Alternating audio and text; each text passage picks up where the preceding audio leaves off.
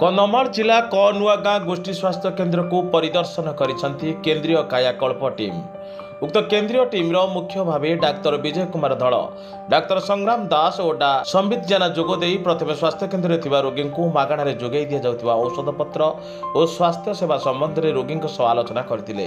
यापर स्वास्थ्य केन्द्र चतुर्पाश बुली देखिबा सहित अभियोग बक्स रे अभियोग पत्र पड़ी कि नहीं ता तदारख कर स्वास्थ्य केन्द्र को विजिट करथिबा विधायक और एनजीओ को तथ्य देखिथिले। यासह प्रत्येक विभाग परिदर्शन करथिला बेले उपस्थित स्वास्थ्य केन्द्र कार्यरत डाक्तर, फार्मासिस्ट, नर्स, अटेंडेंट और समस्त विभाग कर्मचारी सुविधा असुविधा पचारि बुझा सहित समस्त कर्मचारी कार्यकलाप को प्रशंसा करी एभली निरंतर सेवा करने निमंते परामर्श देथिले।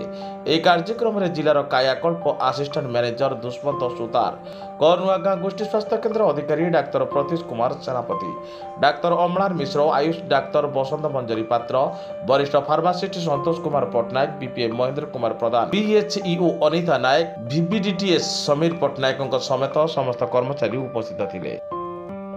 कन्धमाल जिला कनुआगाँ भागीरथी नाथ रिपोर्ट, साई सत्य न्यूज।